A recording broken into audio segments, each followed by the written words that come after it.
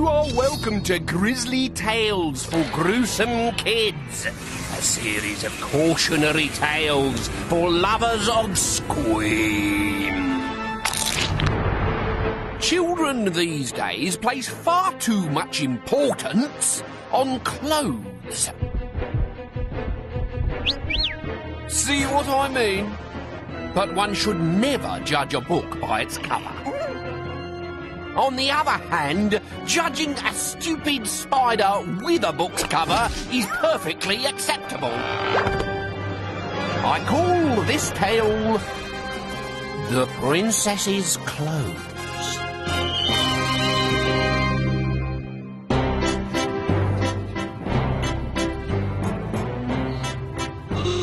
Once upon a time, in a faraway town called Crawley, there lived a beautiful princess. She wasn't really a princess, that was just what her fat-headed father called her. Oh, I do love you, Daddy. And I love you, princess. And the royal goldfish went green at the gills. One day, a stranger visited the house. Felicity, this is Miss Shears, said the princess's mother. Ugly! She looks like a wicked witch. Well, she's not. Are you, Miss Shears? Oh, dear me, no. I'm not a wicked witch at all. Miss Shears is from those nice catalogue people. She's brought some pictures of new clothes for you to look at. But Daddy always buys my clothes, bawled the pampered princess.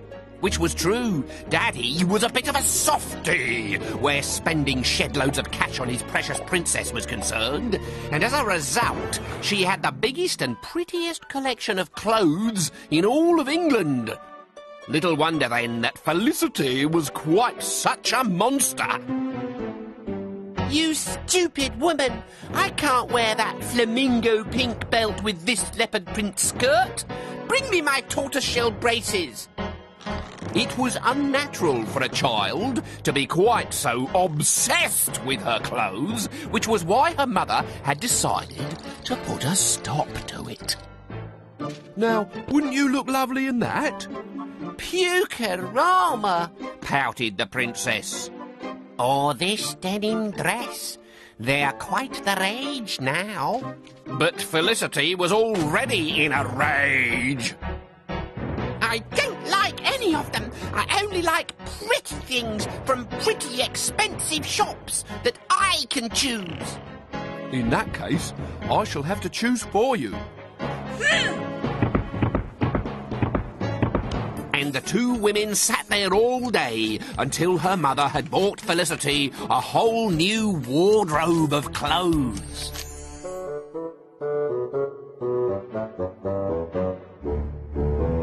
Goodbye, Felicity, dear. See you very soon. Felicity was hiding upstairs, pretending she couldn't hear, but she could. She heard Miss Shears call up, and she heard Miss Shears shut the front door behind her. But when she looked out of the window to see the bearded witch leaving through the garden gate, Miss Shears wasn't there. She had vanished. Felicity didn't talk to her mother for a week. When the parcel arrived from Miss Shears, she hid in the garden shed. I'd rather live with spiders and beetles than live with you and those clothes. You haven't seen them yet. Come inside and try them on. But Felicity refused. She stayed in the shed until she accidentally got a smudge on her cardigan. Only then did she come inside to fetch a clean one. But when she opened her wardrobe, she fainted. Her beautiful clothes had been locked away in a top cupboard, and in their place hung the cheapest, most revolting-looking garments that Felicity had ever seen. And what was worse, her mother wanted her to wear them. No, said Felicity. Yes, said her mother. She tried to strike a deal. no. Said her mother. Yes, said Felicity. Wouldn't it be easier to let her have her pretty clothes back? No, it would not. But she's my princess, and princesses can do what they want. She's a spoilt little brat, and she'll do as she's told.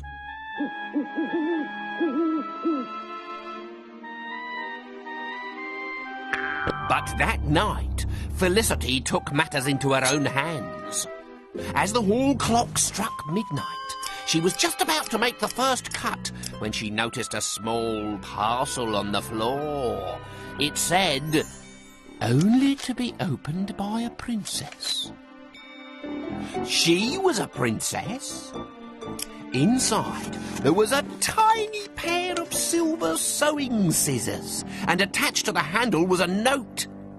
"I've been sent by someone who would like me to look after you, so treat me well through all your days. If not, I'll make you mend your ways." What a piece of luck! Here was a fine pair of scissors, much better for the job than the blunt old kitchen pair. Felicity snatched a patchwork smock out of the wardrobe and made a tiny snip in the sleeve. The scissors sliced through the material like magic. She cut again, faster this time, and the sleeve fell onto the floor. This was fun. She pulled out more of the hated clothes and slashed them to ribbons. The scissors were cutting by themselves now, ripping and tearing, shredding and snapping, until Felicity was surrounded by tatters. "This'll teach that horrible old witch, Miss Shears. Now my mother will have to let me wear my pretty clothes." Then it happened. The scissors twisted and leapt out of her grasp. No! But it was too late. The top cupboard was open, and the flashing blades were tearing the princess's pretty clothes to shreds. The room was a whirlwind of silk, velvet, sequins and satin, which sucked Felicity into its centre and sent her spinning across the floor.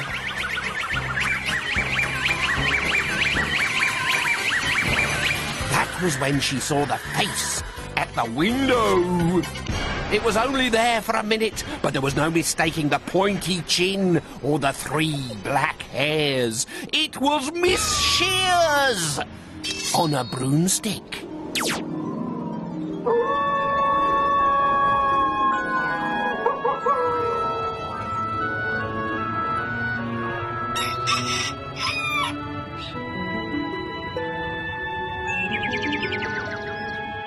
When her parents came into her room the following morning, the window was wide open.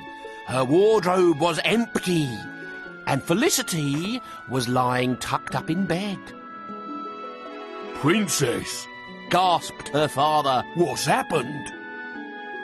"I'm not a princess," said Felicity. "I'm Felicity, and I haven't got any clothes to wear." So from that day on, she went to school in a blanket. Which is something sad spiders might like to think about. Spindleshanks. Now, run off and change, or you'll go to school with this. A bear behind!